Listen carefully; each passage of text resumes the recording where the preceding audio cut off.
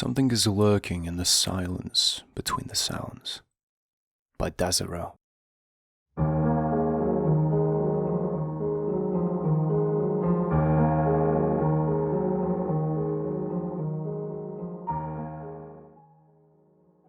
I don't mean to be rude. Really, I don't. Damn kids these days. That's what people often think when they see me walk by. I hear it often enough, always in such a derisive tone. I'm one of those people that always has earbuds in. Working out, doing homework, taking a walk through the hills by my house, gotta have my music playing. And people look down on that. Look, I get it. I really do. I'll be the first to admit that my generation is hopelessly addicted to technology. With their iPhones and AirPods and Snapchat and God only knows what else. But it's not like that. I used to enjoy the silence, the stillness. That's why I went up those hiking paths to begin with, to be alone with my thoughts and the wildlife, the only soundtrack, the songs of local birds cheerily serenading each other. It was beautifully zen. It's not like that anymore. Most people are afraid of the dark to some extent, whether they'll admit it or not. It's eerie. When the light fades, who knows what lurks in the shadows? That could be a burglar, a predator. It's evolutionary, instinctive, nothing to be ashamed of. But why does that stop at light? There are things we see and can't hear. There are things we hear and can't see. What about smell? Odorless, silent gases can kill just as efficiently as any bestial blade. Hell, they're probably worse. We go out of our way to add fragrances to natural gas so we can detect leaks. We put reflectors on jackets and bicycles so they're visible at night. The point is, it's perfectly logical to be unnerved by or even afraid of what lurks in the spaces between what you can see or smell. But what about the spaces between sounds? You might think I'm crazy, but after ruminating on this concept for a while, I started getting pretty unsettled whenever the bird songs ended on my nature walks. You know that old saying, it's quiet, too quiet? There's a handful of adages, movie quotes and the like about how absolute silence is suspicious at best and malevolent at worst. I think we're subconsciously aware of the chitters and just don't talk about them openly. Right. The chitters. Let me backtrack a bit. After a brisk hike one March afternoon, the wind died down and the birds stopped. I got chills. It was just eerily quiet, and I didn't like it one bit. So I whistled to myself as I walked back down the hill toward my house, feeling much better. The next few hikes went without incident, but I had enough of those spooky moments of silence that I eventually started bringing earbuds with me, just in case. Sometimes I'd stand atop the vista at the peak, overlooking my hometown. I'd turn up the music, close my eyes, spread my arms and just feel the wind whip around me. It gradually became part of my weekly ritual. Over time, I became more and more uncomfortable with normal everyday silence too. If I didn't have something in the background, even just white noise, I started to get itchy, chills, goosebumps. Eventually, I was on one of my hikes, Iron Maiden's latest album blaring in my ears, a smile on my face and a spring in my step, when tragedy struck. With a depressing beep, the batteries in my earbuds died. I was now alone atop the mountain peak with nothing but the sound of the wind and birds to comfort me. A few months ago, that would have been enough. But that day, I heard a faint chittering underneath the songs of the black-capped chickadees that I'd never noticed before. It chilled me to the bones for some reason. And then the birds stopped, and the chittering got louder. It was maddening. It wasn't quite intelligible speech, but it had a clear structure and cadence to it that it didn't sound like any mere wildlife or random noise. I looked around in a panic, but couldn't see anything out of the ordinary. Hello? I stammered out at last. The chittering stopped for a moment, then resumed. Who's there? I can't understand you. Do you speak English?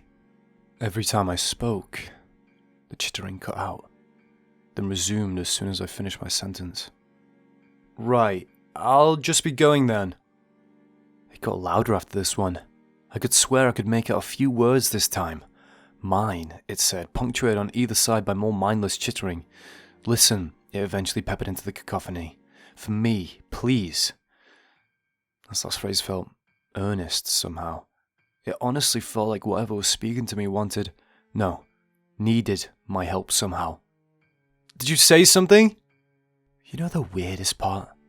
The chitters didn't fade in and out, or overlap my speech for even a nanosecond.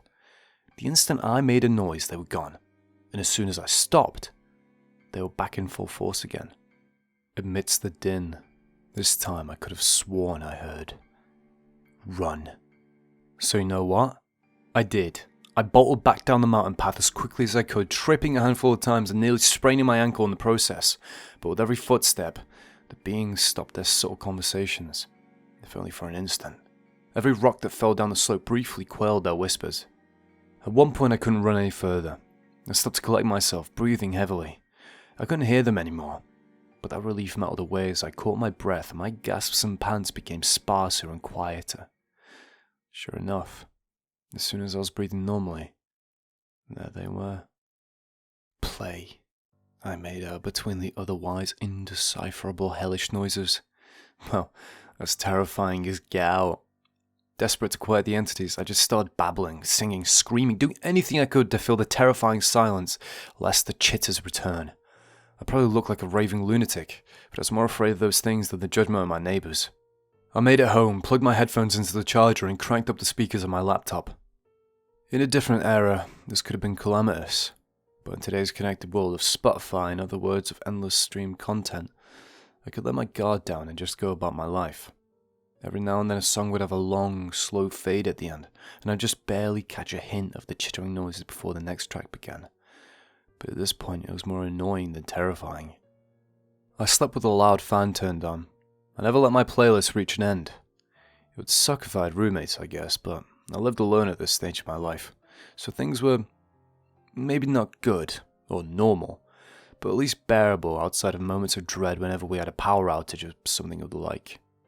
Eventually I barely noticed the noises when there was a lapse in the soundtracks of my life. You know what? Screw it. Life was good. And then midterms rolled around. My professor, understandably, mandated that I unplug to take the test. He was really annoyed that I'd been jamming in one ear during his lectures, but this was college, and he figured if I wanted to waste my money listening to a podcast instead of the class I'm paying for, that's my prerogative, right? But for the test, there was no getting around it. I shut down my tunes and did my best to tap my feet, click my pencil, crunch my paper, whatever I could do to keep the voices at bay without disrupting my classmates too badly. But I couldn't maintain this racket indefinitely. And eventually, my mind was once again overflowing with mindless chitter, surrounding periodic, barely discernible commands. Kill, it ordered between murmurs. Rend their flesh, it followed up. Red with their blood. Okay. Yep, that settles it. I needed help. Time to see a shrink. I tuned it out though, and continued writing, but it was getting harder and harder to focus. My grip tightened around the mechanical pencil. I heard the flimsy plastic begin to crack. Hurt, uttered the voices. More muttering. Burn it away. There was no emotion in its commands. It was complete flat, with no effect whatsoever. Whatever pleading intelligence begged me for help on the mountain was long gone from the amalgamation of voices. I can't, I hissed reflexively, gritting my teeth. Dr. Lee approached in his usual stealthy manner and slammed the ruler on the desk. Can I help you with something, Mr. Morgan? I looked up at him, tears in my eyes. Sorry, sir, no, I'm fine. Every word spoken or heard offered me brief respite from the droning, and began to dread the end of every sentence, bracing myself for the impact of more chittering and insane orders. I sniffled and tried to stop crying, but to no avail. The auditory assault was relentless. Maybe you should have actually paid attention in class. He scoffed and returned to his lectern. I kept my mouth shut tight against all my instinct. I just did my best to tune the voices out and get back to my essay. I couldn't do it. I had to leave early, and without that test I would have failed the class badly, so I just stopped attending. Well, I assume I would have failed anyway, but the next week my school shut down without warning after a mass death that occurred that Tuesday. Officially, it was blamed on an accidental gas leak leading to an explosion, but rumours persisted that Dr. Lee's night class went ape and ripped each other to shreds that day. Rumours are wild, aren't they? I gave it no credence at first and just thanked my luck that I wasn't on campus at the time. But the next time my headphones died, I heard a new command that chilled me to the bone. Keep spreading us.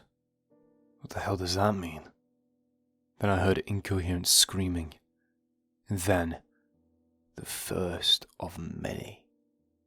But this wasn't in the voice of my usual tormentor. I know that voice anywhere. That was Dr. Lee. Now it's back to his usual chittering. I've quarantined myself to my room because, as far as I can tell, I'm either crazy or affected by something that lives in the silence between words. Neither option really leaves me much of a choice. Every now and then, between songs, I hear Dr. Lee pleading for help. But mostly, it's just cheering and screams these days. I can mostly tune it out at this point, but if I pass it on to someone else, there's no telling what the voices between will make them do.